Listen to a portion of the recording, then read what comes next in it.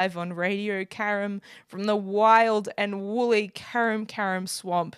Stay safe out there, listeners. We hope you're inside. We hope you're warm and cozy and safe. And maybe you've got a cup of tea.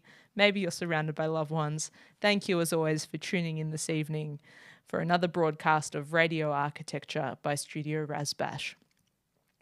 As always, you can text us on the phone line and join the conversation on 0493 213 831. We'd love to have you with us.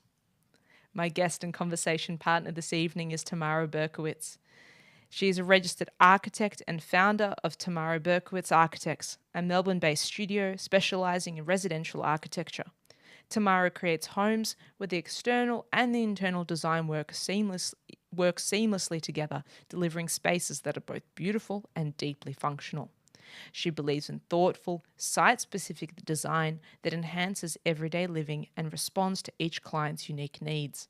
Passionate about making architecture accessible to the average family, Tamara takes on projects of all sizes, knowing that even the smallest architectural input can have a big impact on how a home feels and functions. With experience across all stages of design and delivery and a background that includes roles at a diverse range of studios, Tamara brings a collaborative, detail-driven approach to every project. Her work balances creativity, practicality, and context to create homes that truly enrich daily life. Welcome to the program, Tamara. Hello, thanks for having me. So good to have you on. Now, I know you're a listener of the program, and so you're champing at the bit, and I might be a bit sneaky and ask you a slightly different first question. I want to know, why architecture? Why architecture? Well, I kind of fell into it. It wasn't something that I always knew that I wanted to do growing up.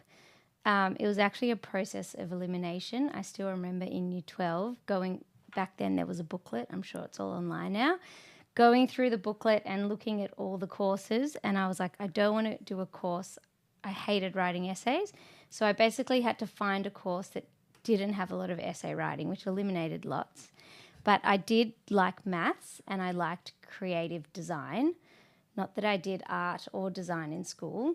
So I came across architecture. I was like, great, maths and being creative, this sounds perfect. I didn't do a lot of research and I got a big shock when I started the course. It's so funny. There's never much maths in it, actually, is there? No, there's but there is problem solving, and I do like that part of it. There's always a million problems that you need to solve from the time you start to finish. So, there's numbers, but yes, it's all on computer, and I had no idea what I was getting into. But I started it, and I got a big shock at the beginning. I had no idea what I was doing. I still remember in my first studio class, at the end, the teacher was like, all right, so next week bring in your work and we're going to do a pin-up. And I had no idea what she was talking about. I didn't realise that everyone was going to pin their work on a pin board that was in the room and you'd have to get up and talk about your work. So it was a big shock. And that's twice a week from the very beginning. Yes. You studied at RMIT, didn't you? I did. Our alma mater. Yes. No, so it was a big shock, but I always enjoyed it, and the more I did, and, obviously by second or third year, I kind of got the hang of it and understood more, and I powered through to the end, but it's I still enjoy it. Huge learning curves, huge professional preparation, though. How many other undergraduate courses give you the opportunity to hone your speaking skills, to hone your presentation skills, your critical thinking? Because that's the only way you're going to get your idea across. Exactly. It really, I'm actually very grateful I did it, because I know, obviously, I've been working for a number of years, and a lot of my friends, or even my husband, I know, like, they've been doing the same thing for a long time, and I'm lucky that I'm still happy to work. I still enjoy what I do, because every project's different. Every project has a different client or challenge, so... I saw a harrowing statistic actually across social media that an overwhelming percentage of architects would not recommend architecture as a career to their kids. Where do you sit in that camp? I actually think it doesn't pay great, and it's a slog, especially at uni. But I think once you get through uni and your registration, it's a very I at least find it obviously there's elements that are tricky and challenging, but the actual work I find to be it's very varied. You're never doing one thing, maybe when you're documenting, but often there's people that help you with that. But I just find it's varied. I haven't found it to be boring.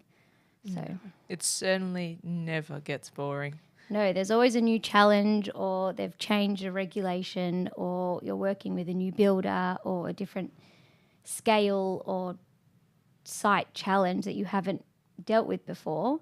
Maybe, I don't know, in 10 years' time I'll feel differently. And also I have had the experience at different practices and had my own practice and joined with someone else. And so I haven't been in the same role for longer than maybe 4 years. So I don't know, maybe that's the trick. Keep moving and seek out your path. We'll ask you a bit more about your tips and tricks and advice later. And I will bring it back to the beginning. I am very keen to know, what is your earliest memory of a building or place? All right. Well, I thought hard about this one. I knew it was coming. I actually have two. One is, so my grandparents lived in Sydney. They actually moved down to Melbourne, but their house, they renovated it, and they had these stairs. They had it was like a walnut, solid timber stair, but the treads had gaps in between. It could never be built today. The gaps were definitely bigger than 125 mils. And I just remember always being so scared that I was going to fall and slip between the gaps, and being really careful to walk up this timber stair. That's pretty terrifying. Do you remember how old you were? I mean, they moved 20 years ago. So it was we used to go every summer from, I don't even know what age. So young. So that's probably one memory. And the other one, actually another family member, my auntie and uncle, they renovated a house, and the original house, it must have been like a 70s house. And in one of the rooms, which they kept, one of the bathrooms, the whole bathroom was bright red, exactly like the colour I'm looking at on the radio carom, the whole thing. And I just remember thinking, wow, this is just wild. And I still remember it. And it's funny because if you built it today, it would be, on trend, having a solid one colour bathroom. So those are, probably my two earliest memories. When you reacted to it as thinking it was wild, was it a positive feeling? Was it an innate kind of aesthetic appreciation, or you were a bit jarred and you thought that wasn't my flavour? No, I thought it was very cool because the rest of the house, it was in contrast to the rest of the house. It was very, I mean, at least with the renovation, I never saw the original. But even the original, I'm sure it would have been like bricks and timber, and then it just had this bright red bathroom, which I was like, this is actually very cool. Some would say very RMIT. Very RMIT. Also just very I feel like bathrooms, I don't know, maybe this is intuitively, but I do always say to clients, if there is one place to kind of experiment or go a bit wild, a powder room. It's a small room in the house. You don't need to see it every second of the day, but it is the place. And it's such a fun surprise. You're so right. It is such a great location to experiment in the home. And if there's a tile that you really love and it's maybe a bit dearer because it's a small area, it's the perfect location to use it. Just give yourself a little bit of daily delight. Exactly. Daily delight. I like that. So important in residential architecture. We'll talk to in the middle of our conversation. Had you met an architect while you were a child or a teenager looking through those brochures? No, not really. Although I did, before I started uni, it's actually a funny story. My dad was coming back from the airport, and where you park your car, and as he was checking in, there was another guy doing the same thing, and he saw our last name, and he's like, oh, you're related to this other, my previous name was Sher. He's like, oh, you're related to this other person. He's like, yeah, and they were chatting, and he was actually an architect, and my dad was saying, oh, my daughter's about to start architecture. So I did a week of work experience there before uni. It was actually straight after school, and that was probably my first exposure to, an architecture office, what they did, yellow tracing paper. He actually gave me a project. I could draw my own. I had to do it all by hand to draw my own house. I think I chose some finishes as well. So that was, probably my first proper exposure. That's so lovely. And most people's work experience memories stay with them. Firms take on these high school students, have them in for a week. It'll be such a mutual benefit. I certainly still remember my work experience and how that set me up to go into university and beyond. Was it in architecture? It was. I did a week at Lab Architecture Studio, back when they had their big sort of thriving office in the CBD. They were, of course, the architects of Federation Square. At the time, they were doing a lot of international work and big international project competitions. And they probably weren't too prepared for me. They didn't have a little house project for me to do. They didn't have a fake one, so they had me start helping on their real ones. Oh, that's good. And gave me lots of advice for university entry and beyond. And I still remember that week fondly. And it was towards the end of the year in December, so I left with a very kind letter from them and a little gift. I think it was a candle at the time that I still remember. And it's just so important that practices give back in our way, because we remember it, don't we? We're all there ourselves. Yeah, 100%. Also, it's actually onerous on the practice to take on a student or a grad. So, and they need to be supervised and guided and supported. Exactly. So when you started uni, there's a common experience we all have, of course. It's that aha moment when the penny drops a little bit and you figure out what architecture is. Oh, this makes sense. This is what they want from me. This is the power of good design, or the power of a building. Do you remember that moment for yourself? I don't remember the exact moment, but I think by second or third year, I felt like I knew what to do in a studio. I knew how to put together a presentation. I'd worked hard at it. I wasn't used to, in school, I didn't do amazing, but I was used to doing well. And when I started, and I was like, oh my God, I'm terrible. What did I do? I didn't know Photoshop. I had no graphic design or art experience even. But yeah, probably second or third year after doing at least, I don't know, that's 4 studios. And I don't actually know if they teach today, but when I went to uni, they taught us CAD and Rhino. So, I mean, obviously still when you finish uni, I always like to tell everyone this, when you finish uni, you still have no idea what architecture's about. I still thought a wall was just a black line on a page. I didn't understand all the layers that go in behind. So obviously, but I understood the idea of, you have a concept and then you build on the concept to put a project together, and that everything kind of ties into that presentation and resolving ideas to fit into the overall bigger picture of something. When did you get your first bit of work experience? Were you able to start working as a student?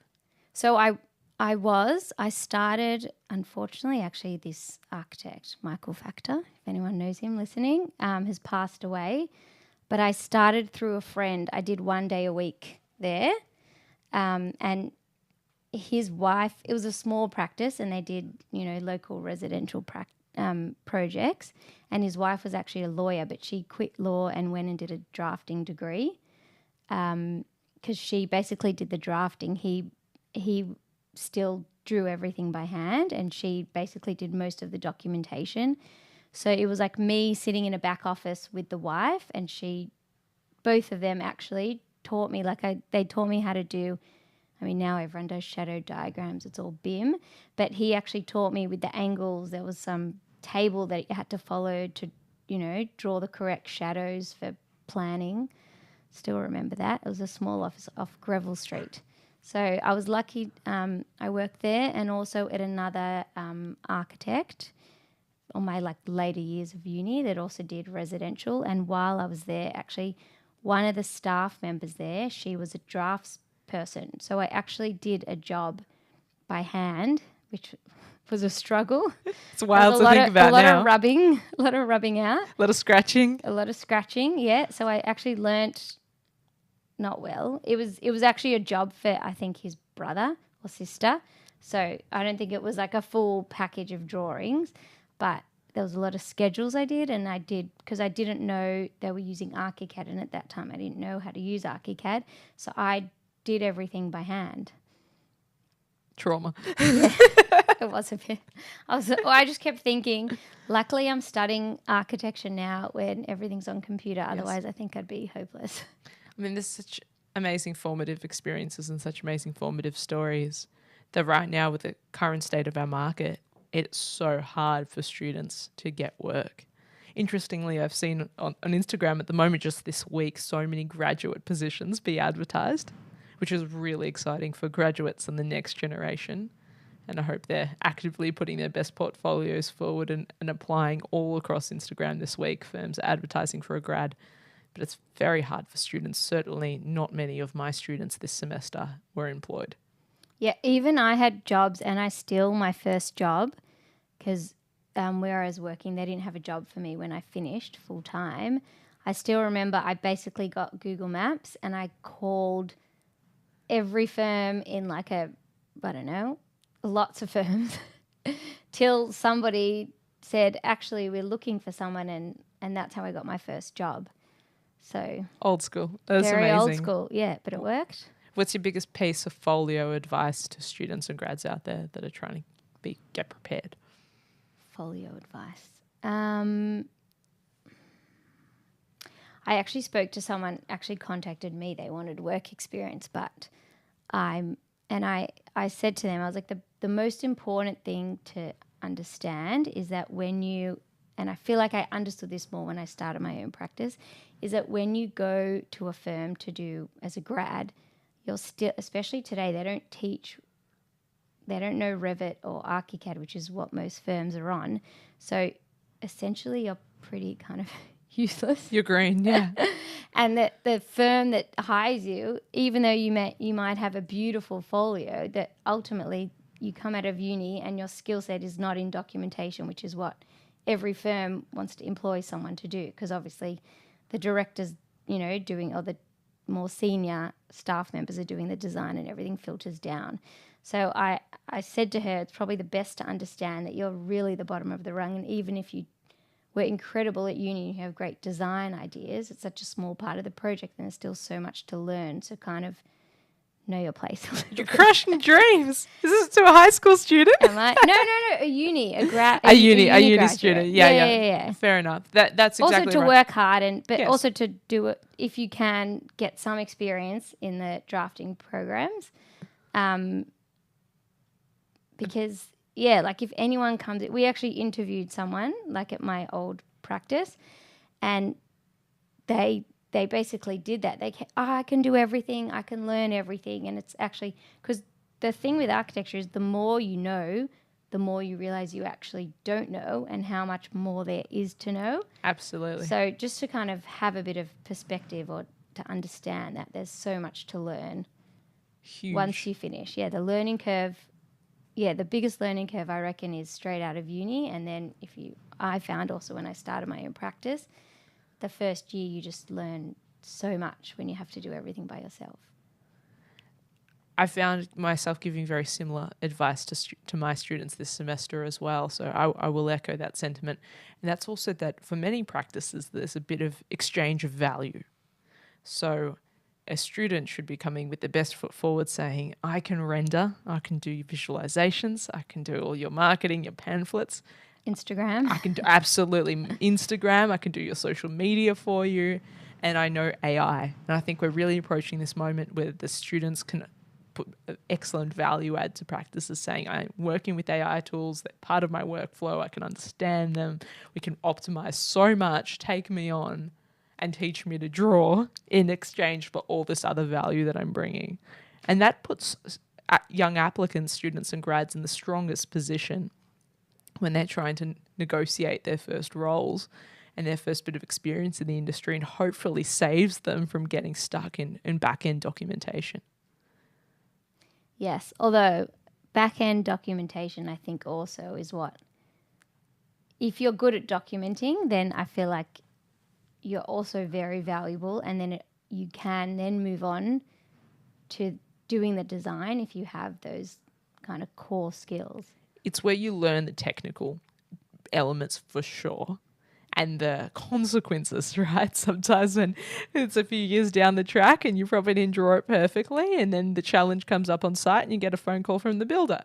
You learn that lesson once. Yes, I have my lesson. I still remember it wasn't my first, it was one of my early jobs, but this job, they actually really invested in teaching staff, and they gave us a lot of freedom. And when I started, 2 people actually left. So I was like dumped with it. I had to get a building permit for a job that, there's a list a mile long. I've never done a building permit. I've barely documented. And I was thrown in the deep end. Anyway, so that wasn't the project. But then the next project, they were like, all right, cool, you did that. Now can you document this? It was actually it was an office building for Melton Council.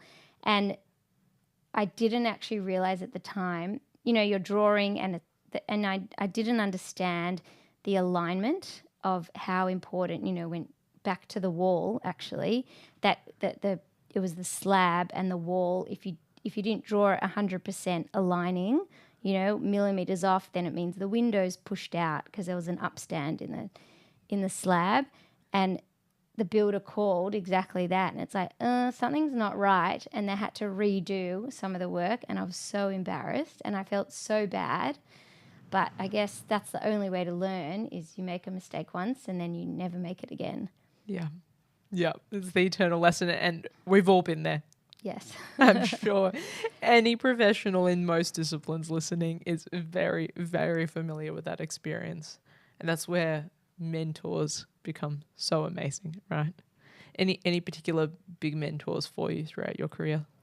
Well, like the most practical mentors for me were really like the people that employed me. So at that firm, the boss that really invested in me and taught me how to document, taught me how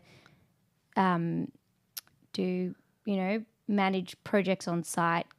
He literally sat with the staff. He sat behind me, so any question I could just ask him, and I learnt so much there. Actually, from being there, I could register. It taught, because straight away I was thrown in. I could document, and I had all the experience on site, which I guess is what you need to register. So that would have been one of my mentors, and also my first residential job. Actually, the firm split.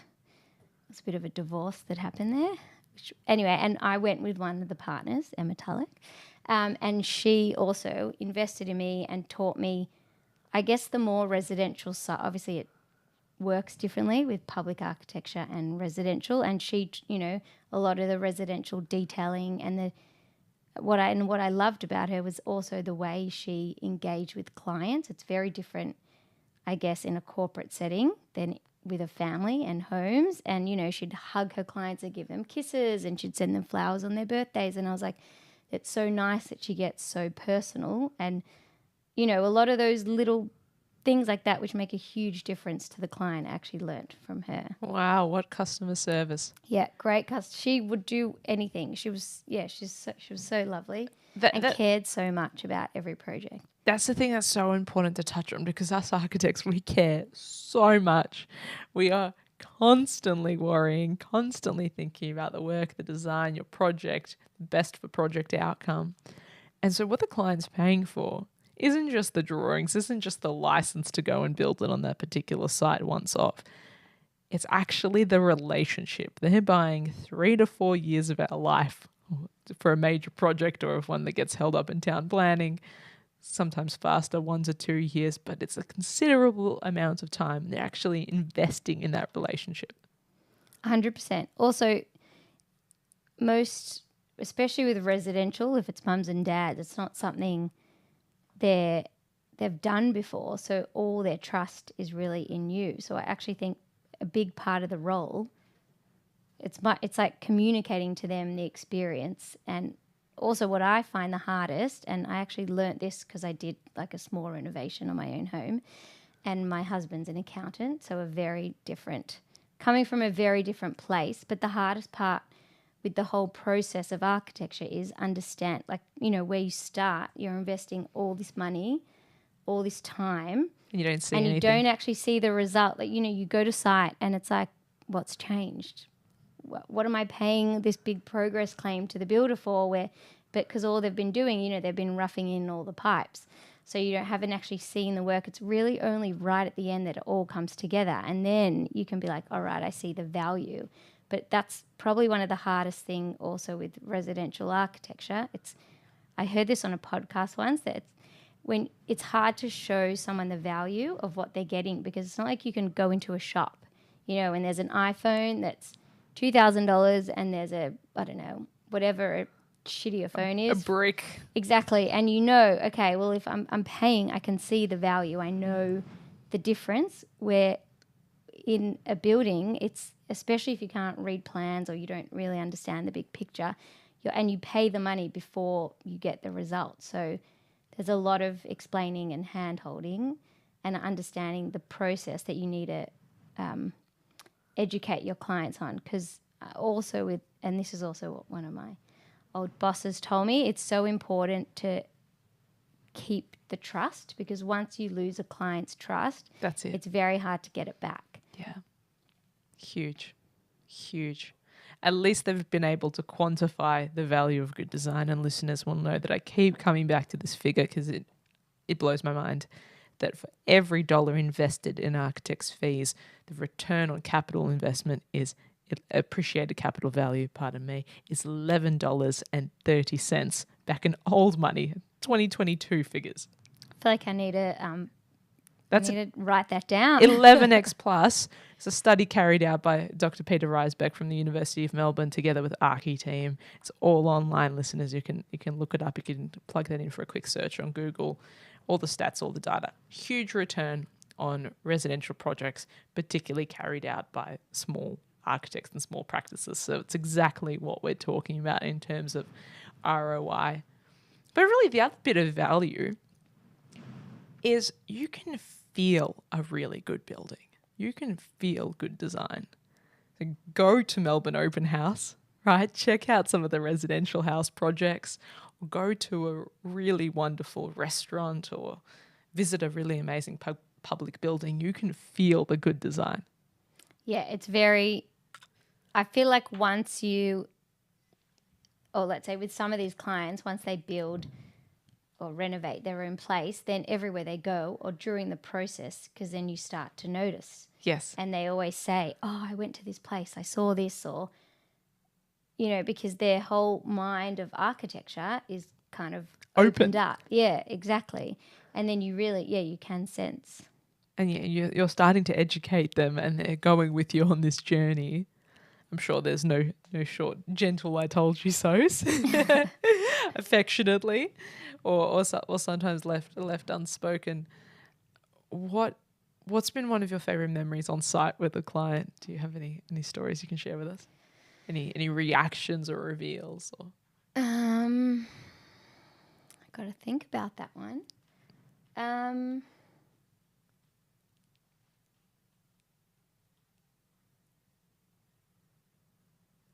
Well, I think it's in the beginning. Like, I have a project on site now, and it's in the phase where everyone comes to site and the clients are always like, has anything changed? But it's once all the joinery starts to go in, and all the finishes, is then you can see they're like coming to site and they're excited and they're so happy. And it's funny because I always say, like, the 3D view that you build and that you show them, when you always, I tell them, I was like, I'm telling you before it starts on site, I'm like, when it's finished, you're going to stand in the same view line, and it's going to actually look like this little image on the screen, but it will be better because obviously it's real. yeah, It's not made from a computer, and it's and I feel like it's that moment. But funny site stories. Are you doing virtual reality or augmented reality walkthroughs at all? Has that been coming up for you? I mean, I do my modeling in SketchUp, and you can, walk it through in a sense with the client, but no, I don't do any fancy. It's almost, some of our colleagues say that clients are expecting so much 3D visualization now as an implied and guaranteed product, that we're showing them too much. There's almost no surprise anymore. There's no hidden delight. Everything has to be shown, or they're expecting to see it all. Yeah, I actually find the hardest thing is not that they expect to see it all. It's that I feel like with Instagram and all the images, there's so many images available online. It's so easy to find, examples. Yes. That it's more that they come to you with images of things and it's like, oh, how about this idea? Or there's like a little on Instagram, there'll be a video of someone talking about a kitchen or a wardrobe, or you have to do this in your house, or some, gadget where, like a PowerPoint pops Yes. up, or that's, And you have to explain to them why yes, why no. Exactly. And it's, or you'll design something and then they'll find another image. There's just so much out there, and it's hard that you need to kind of gear the client to remember, like, what their brief was at the beginning and why we made a series of decisions to lead up to this point, why the finishes were chosen, what the restrictions on the site were, how come we, why we came to the result that we're coming to, and to kind of block out everything else and to stay on track. And why, if we have to redo it now, it's going to be a variation. Yes. And that, that image, while it's beautiful and is amazing, or, that custom sink that's 2 meters long and has all these integrated hoses and all this stuff, that's beautiful and it'd be very practical, but it costs 10 times more than what we've put in. So I actually think that's a really big challenge. You can be an expert at anything if you spend long enough on the internet these days, but there's actually so many factors that have to come together to create,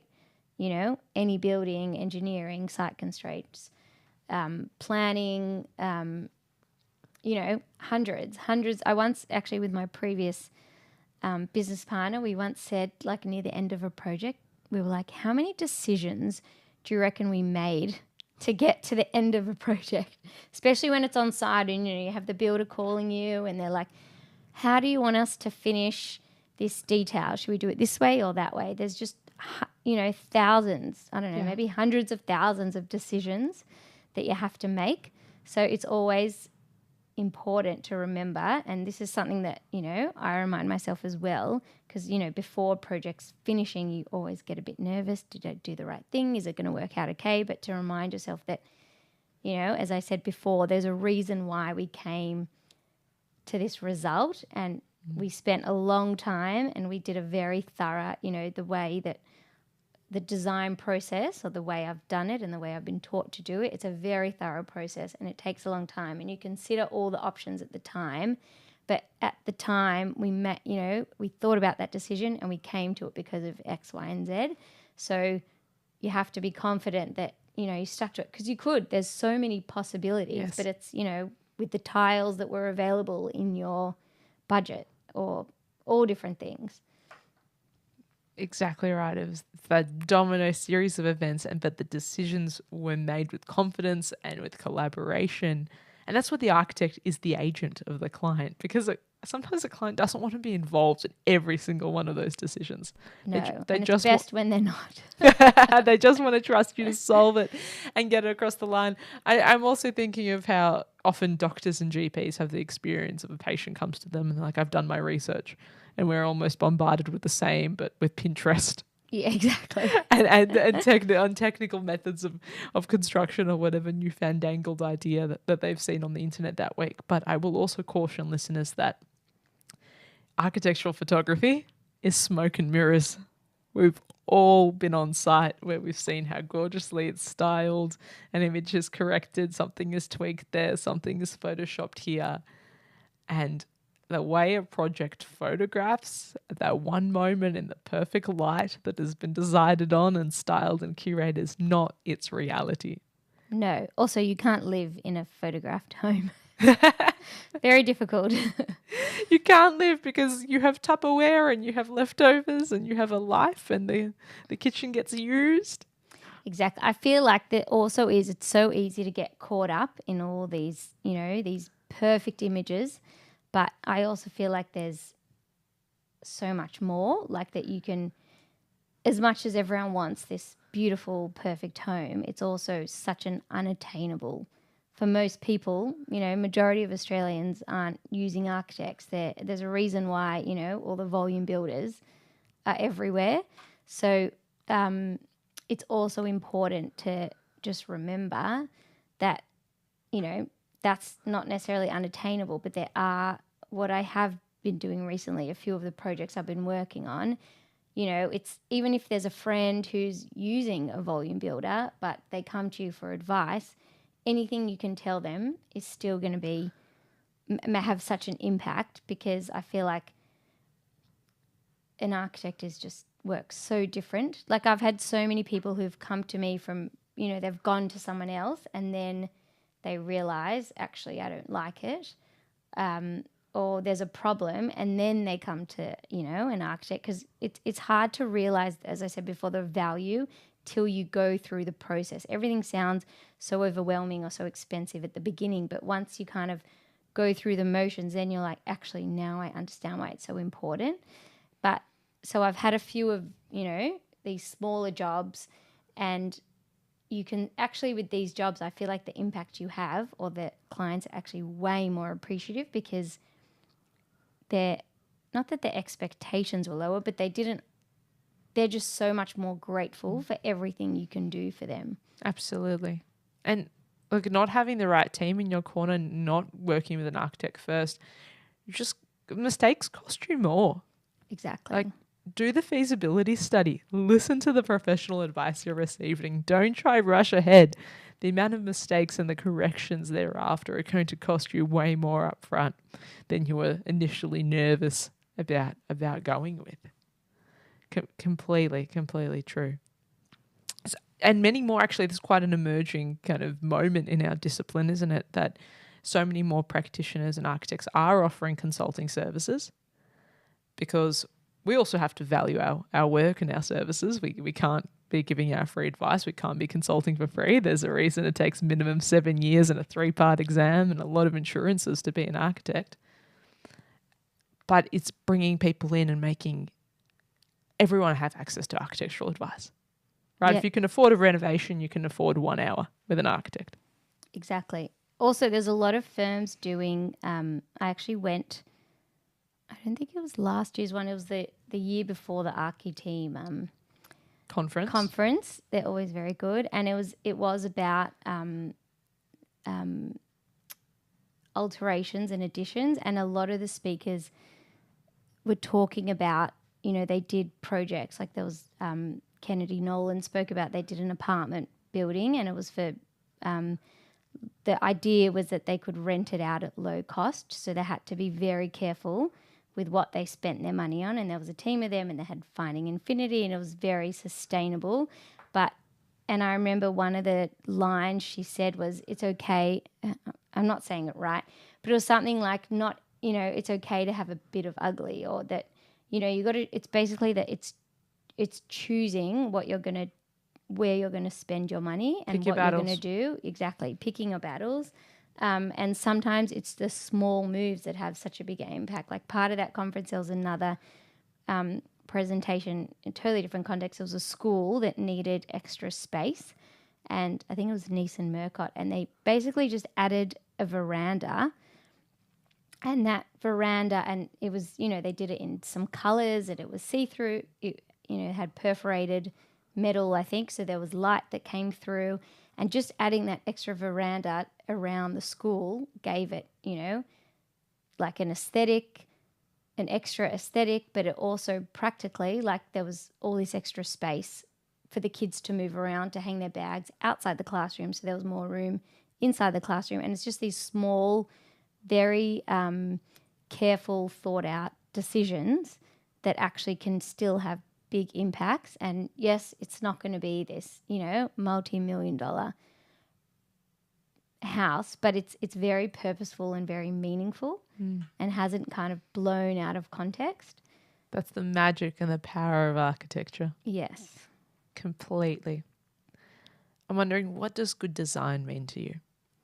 Well, on the back of all of that, I think it's when you can use the architecture, use the planning, use the material, use the building to solve some of these issues. That it's not just like you don't need to just splash money at the problem, that you're actually thinking about, in the detailing or the building, like the veranda situation, or like, you could, with that apartment block where they didn't do much.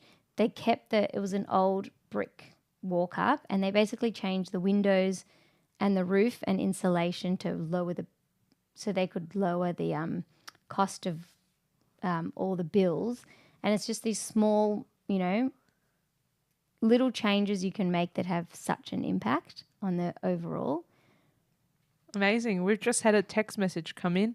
Hi, Tamara. What's your internal test for deciding whether a wild idea is genius or just too far? Danny from Collingwood. Thanks for your text, Danny. That's a great question. Genius, or you've taken it too far? That can be a hard feeling sometimes. You am I mad or am I right? Exactly. The truth is, I actually think there's also so many. It's not like you're designing in your little room isolated by yourself. You're always, the test is that obviously you always have a client, that they have to agree to it. So that's already two people. But then outside of that is, you have your engineers, you have your building surveyors.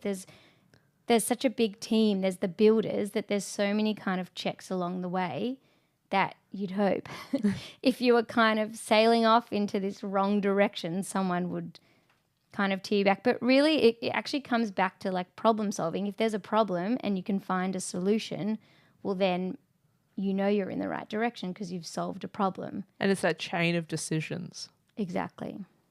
You're making the next right best for project decision. And sometimes it's just a process. You don't always have to have all the answers straight away. You go through that process. Exactly. Sometimes you try to solve everything at the start and it doesn't work. And as you're going through, that's what I guess is the hard part. Also, when you have a small practice, you're trying to be really efficient in the way you're documenting everything. But sometimes only once you've gone through the process, then you're like, hang on a minute. It actually works much better to flip this around this way or whatever it is, and you kind of need to change it as you go. But it's a design. It's like it's an evolving process. And as much as to maximize a fee and you always want to be so efficient in the way you're designing and documenting and using your time. It's actually, there's always going to be jumping back and forth between, the design, but then you get your engineering, and then the building surveyor comes along, and you try to meet with all the consultants early on to avoid some of these problems and surprises, which you generally can. The major ones you can, but there's always going to be a bit of back and forth because it's not a linear process. Yes. You try to make it be, because it's a profession and you're giving a service and you need to make money, and money is generally from your time that you spend on a project. But it's definitely not a linear process, and it's collaborative, and there's so many people involved. But that's, I guess, also with problem solving, that's how you kind of come to these ideas. It's not like you wake up in the middle of the night and you're like, today I want to do this crazy idea. It actually often comes from a problem, and in finding the solution, that's where you get, a design that you'd never would have thought of. Finding those little cracks where the light of the idea can come in. Exactly. What has been the hardest lesson you've had to learn as a sole practitioner, really, or small practice owner? I think it's patience.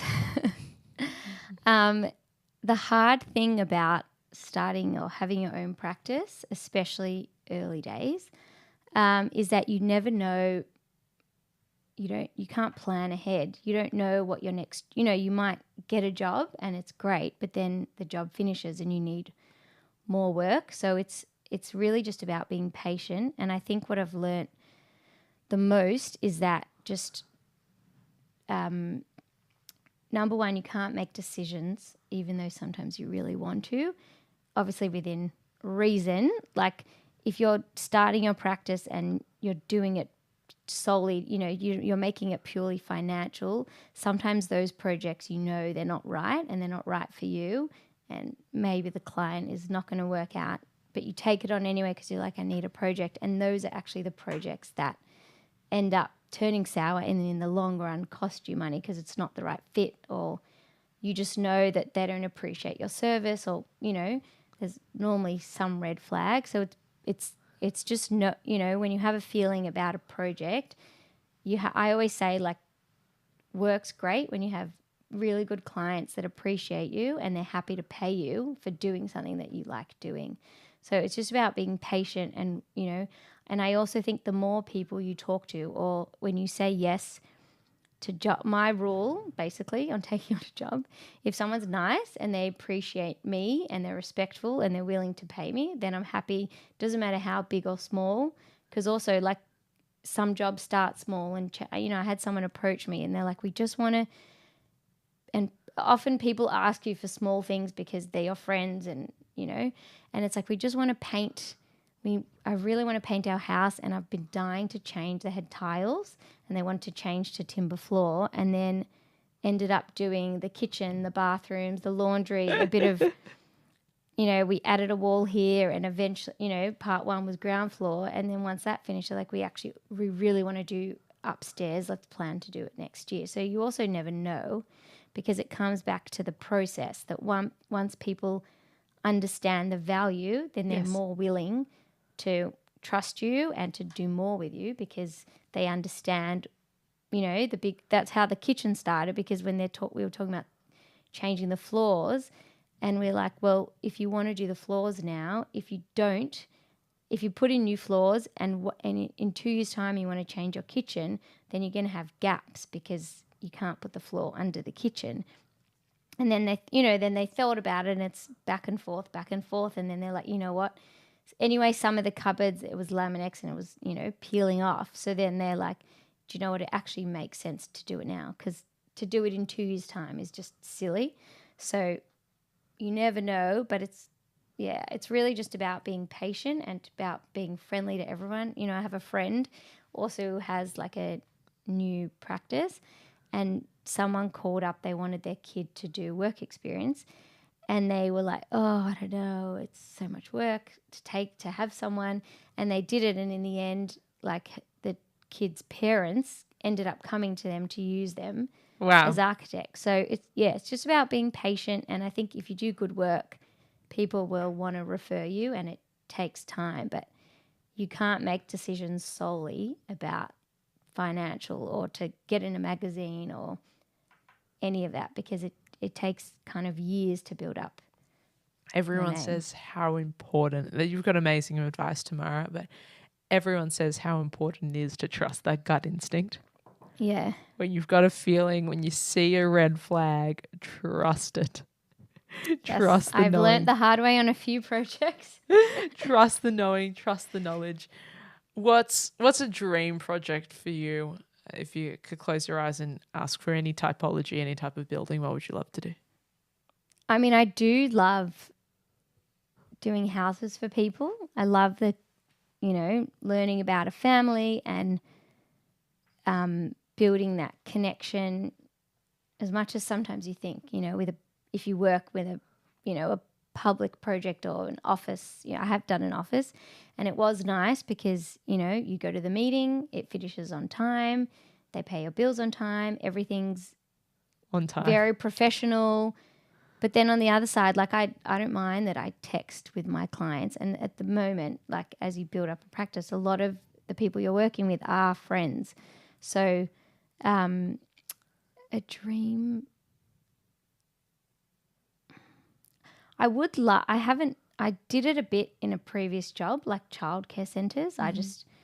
I guess I have young kids, so I've had a lot of experience with them, and a lot of them, you'd think they look very office-like, even though they should be for kids. So, I mean, that would be something nice. But honestly, I really like residential for the moment. If just, as I said, like, obviously the more projects that come to you are great. And when there's bigger budgets and you can do, be a bit more Adventurous. adventurous, exactly. But also, I actually don't. I actually don't think I'd ever want to. I don't like the massive houses. Like something just. I like the idea of things that are more, or designs that are more purposeful and meaningful, and not just this huge house that you don't even use. 20% of the floor plan is just space for nothing. But I guess a job where it's like start to finish, the full architecture, interiors, landscape, Full services. full services, which I did a few years ago. I got very lucky in my early days through actually an engineer that I worked closely with. He referred on his in-laws, and for some reason they just trusted me. And at that time, it was actually before I partnered with from my previous practice. I said, "Do you want to do it together?" And they trusted us to do this big renovation in Elsternwick, and they were the loveliest clients. But I don't think that's something that just falls on your lap more than once. But you never know.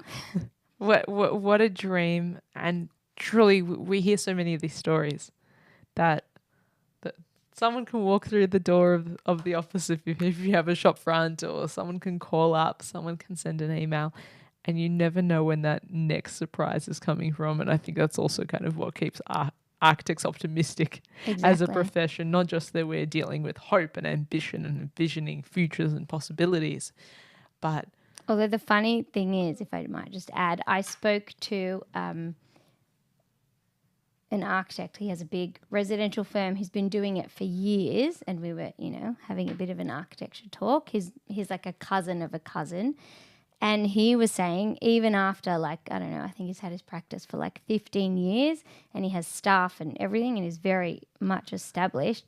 He still says it's not like you have that assurity. You still don't know projects. You can get 10 projects, you can get 2 projects at a time. Obviously, you have a constant stream of work, but he said, I still have that fear sometimes of what's the next year going to look like. What work am I going to give my staff? So yes, unfortunately, I don't think it changes that much. my guest and conversation partner from last week, David Welsh, echoed that sentiment, describing their practice at perhaps any given month are 3 months away from utter oblivion and getting comfortable with being uncomfortable. But I hope the future is more optimistic for our profession. I hope that we can continue advocating for the value of good design and having these conversations and reaching out beyond just ourselves, beyond us peers and colleagues, and onwards and wider.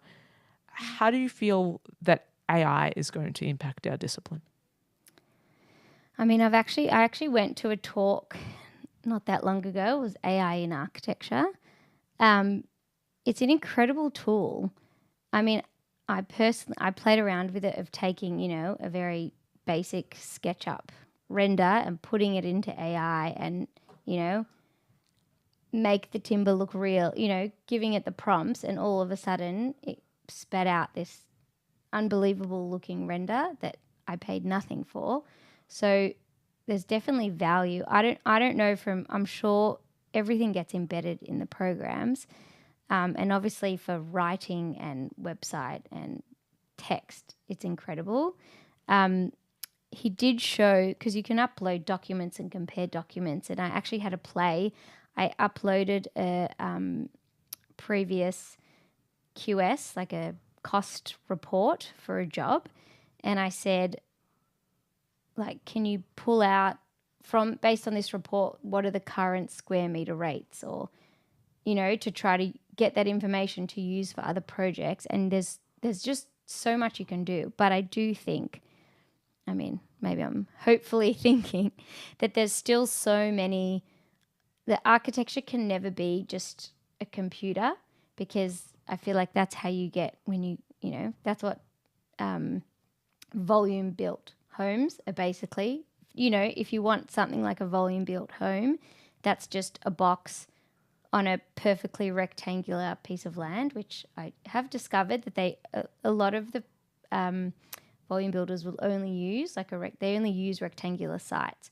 So it's like when you for something like that, I'm sure there's, AI would be amazing for those type of companies. But to do more,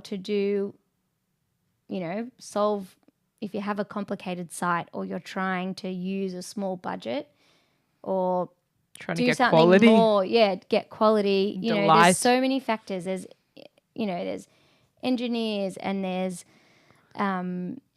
site constraints, and there's Melbourne water constraints, and there's so many factors. The structure that you think you need a person kind of, or a team of people. I don't think you can replace that with AI, because just I can't see a way. I'm sure with documentation and some of the, the grunt work, you can some make of the building permit applications. Exactly. You can make that type of stuff more efficient. There's definitely efficiencies that I'm sure you can do. And, with presentations, material boards, scheduling, rendering, all that stuff. But I think that actual design, I'd hope that people can still do better jobs. Also, if you want to do, to do like the projects I mentioned earlier, where you're trying to do something new or not just replicate something that's been done before, you need human intelligence behind that. Absolutely.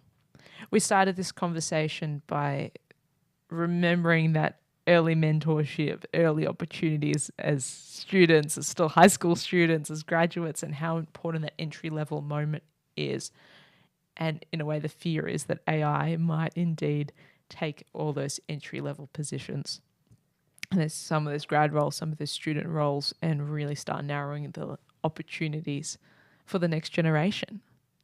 But then who are going to be the project architects of the future? Who are going to be the design architects of the future if firms start scaling back on their students and grads?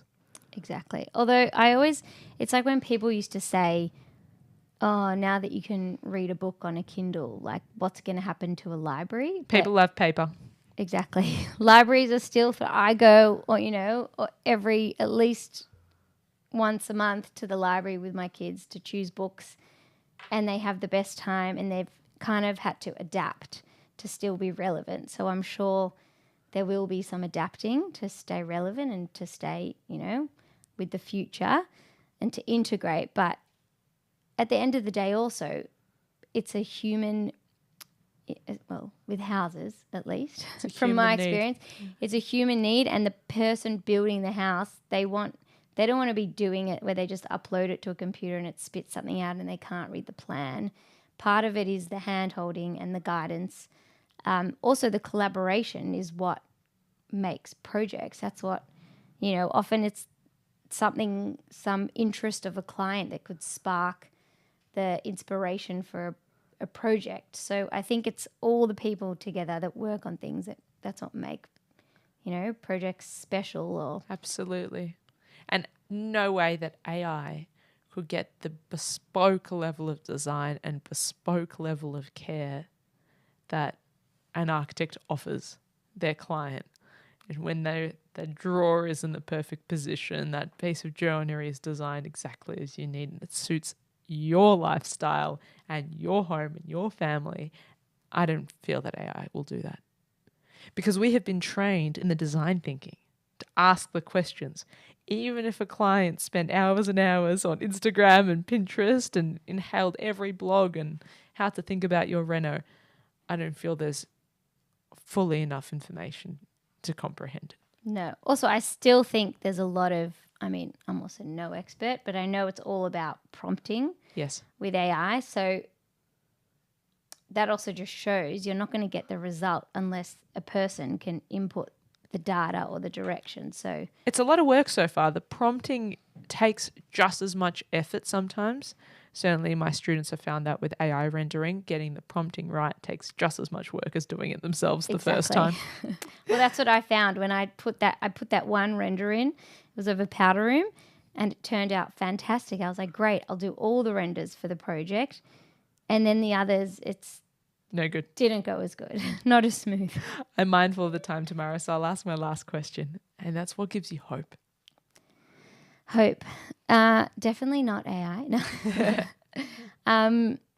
Honestly, I think there's a lot of work being done at the moment of, affordable housing and, underutilized sites, and architecture and design is really appreciated at the moment. Like, I feel like everything goes in circles of everyone wants things similar and then everyone wants things bespoke. So I feel like it's something that is so useful, and I feel like there's so much talk of how do we have affordable housing, and there's so many good architects out there that are trying to come up with solutions. So I feel like I also think in Australia, for a long time had the privilege of everyone has a house on a big piece of land, and obviously the way the country's going and growing, it's not really an option for everyone. So I think there's a lot of space for kind of changes in how we live here, because obviously it's not sustainable what we're doing now. So The alts and ads space is definitely an expanding market and an interesting opportunity. Thank you so much for joining me on the program, Tamara. You've had such great advice for our listeners and such good insight. thank you so much for having me. Thanks for joining me for another evening of Radio Architecture with Ilana Razbash. This live show was broadcast and recorded in the Radio Karim studio on Bunurong country. You can replay this show wherever you get your podcasts. Thanks for tuning in and supporting community radio. Take care. Hi, this is Marcus from Hot Tubs Time Machine in the UV Race. You're listening to Radio Karam. Keep it real and enjoy life.